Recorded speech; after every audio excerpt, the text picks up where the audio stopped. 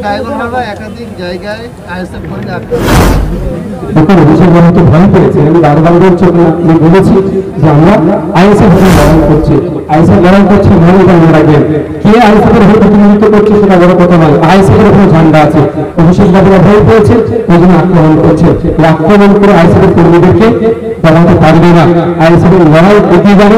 আমি কয়েকদিনের মধ্যেই বাইরে প্রোগ্রাম করছি, যদি পারে তো আমার প্রোগ্রাম আজকে দেখা আমাদের আক্রমণ করে সেটাই বলবো। আর আক্রমণের প্রতি উত্তর প্রতি আক্রমণ নয়, আইনের প্রতি ভরসা পাচ্ছি, আইনের মাধ্যমে জবাব দেবো।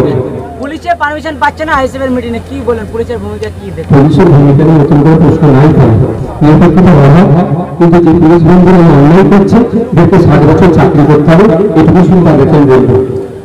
জঙ্গলমহলে 4 জেলাতে বাহিনী শূন্য ইলেকশন হচ্ছে, তার মানে কি ওখানকার আইন শৃঙ্খলা পরিস্থিতি ভালো? সেটাই কি ইলেকশন কমিশন কি স্বীকৃতি দিচ্ছে? দেখুন যেদিনকে ইলেকশন কমিশনের নোটিফিকেশনের জন্য বক্তব্য দিচ্ছিলেন, আমি বলেছিলাম অনেক মিষ্টি অনেক ভালো কথা শুনলাম, কিন্তু দিনের শেষে ভোটটা যাতে শান্তিপূর্ণ হয়, মানুষ নির্ভীকে তারা ভোটটা দিতে পারে, তার অবস্থা সরকার করুক, কমিশন করুক। এখন বাহিনী শূন্য কি বাহিনী ধরে নির্বাচন হবে সেটা সম্পূর্ণ ইলেকশন কমিশনের উপর নির্ভর করছে। কিন্তু আমরা চাইব শুধু জঙ্গলমহল নয়, এই সুন্দরবনের প্রত্যন্ত গ্রামে যাতে শান্তিপূর্ণভাবে ভোট হয়।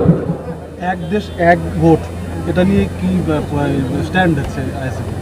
দেখুন আমরা ইউনিয়ন অফ ওয়েস্টার্নসে বসবাস করছি, এটা মাথায় মনে রাখতে হবে। এটা এই সংজ্ঞাটা যেন আমরা ভুলে যাই, আমরা যুক্তরাষ্ট্রীয় পরিকাঠামোতে আছি। ওয়েস্ট বেঙ্গল, সিকিম, মণিপুর, তামিলনাড়ু, কেরালা, কর্ণাটক, মহারাষ্ট্র, হরিয়ানা, পাঞ্জাব, এক একটা কিন্তু ইউনিয়ন অফ ওয়েস্টার্নসের মধ্যে আমরা আছি।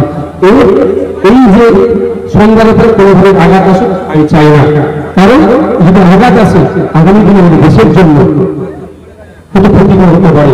সুতরাং এটা যদি এক দেশ এক আইন আজকে বললে হয় না, অনেক পরিকাঠামো আছে। এই ডিসেম্বর ভোট হলো 4টি রাজ্যে, আমার যদি এক দেশ আইন হয় তাহলে এই যে কোটি কোটি টাকা খরচ করে, 100 কোটি খরচ করে ভোট হলো, টাকাটা তো আমাদেরই ট্যাক্সের টাকা।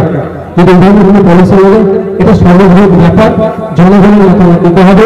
সিভিল সোসাইটি থেকে শুরু করে সমস্ত শ্রেণীর মানুষের মতামত নিয়ে আলোচনার ভিত্তিতে এগিয়ে যাওয়া দরকার। কিন্তু যদি চাপিয়ে দেওয়ার চেষ্টা হয় এটা কিন্তু বিনিয়োগ হবে, তাই কিন্তু যারা এই থেকে ইমপ্লিমেন্ট করার চেষ্টা করছে দ্রুত তাদেরকে নিতে হবে।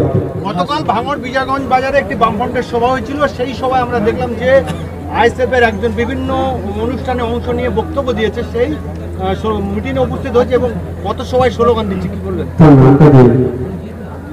নামটা ঠিক জানি না, আইএসএফ এর বিভিন্ন মঞ্চে তাকে অনুষ্ঠানে বক্তব্য দিতে। ব্যাপারটা হচ্ছে দেখুন, অনেক সমাজসেবক বা বিভিন্ন রাজনৈতিক দলের কর্মীরা যারা প্রোগ্রেসিভ চিন্তা ভাবনা করে, অবিজেপি আমাদের অনেক অনুষ্ঠানে এসে বক্তব্য দেয়।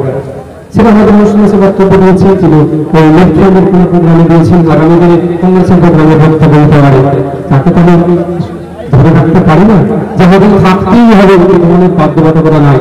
গণতান্ত্রিক রাষ্ট্র, মতামতের পূর্ণ স্বাধীনতা আছে। যারা যেখানে ভালো লাগবে, যে স্টেজে গিয়ে বক্তব্য দিতে ভালো লাগবে সে সেই স্টেজে গিয়ে বক্তব্য দেবে। আইএসএফ এখানে কোনো রকম সংকীর্ণতা রাখেনি।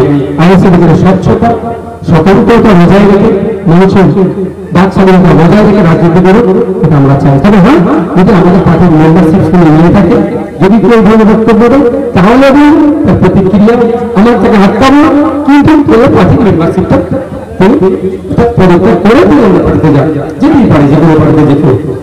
রাজ্যের আঞ্চলিক এবং যে ন্যাশনাল যে চ্যানেলগুলো আছে তাদের যে এক্সিট পোল হয়েছে তাতে দেখা যাচ্ছে যে তৃণমূল বিজেপিকে ভাগাভাগি করে দেওয়া হয়েছে সিটগুলো এবং কংগ্রেসকে কোথাও কোথাও 1টি বা 2টি সিট দেওয়া হয়েছে, সেখানে আইএসএফ এর কোনো নামগন্ধ নেই। সেই জায়গা থেকে প্রশ্ন একটা, কি আইএসএফ কি এখনো রাজ্যে সেইভাবে দাগ কাটতে পারিনি? দেখুন আমি একটা কথা বলি, বিগত দিন থেকে বলে আসছি আইএসএফ এর সাইলেন্ট ভোটার। আইএসএফ এর যে ভোটারটা হবে, যে পার্সেন্টেজ ভোটটা আমরা পাবো, দায়িত্ব নিয়ে বলছি, তার 80% সাইলেন্ট ভোটার আছে। তাদের দেখুন না, আজকে এখানে এসেছে কার বাড়ির সামনে পুলিশকে মার করে দিতে, এই যে ভয়, তাকে কিন্তু বলতে, তাকে কিন্তু ফোন করে বা তার সমর্থন নাই যে আপনি কাকে ভোট দেবেন, সে কি করবে?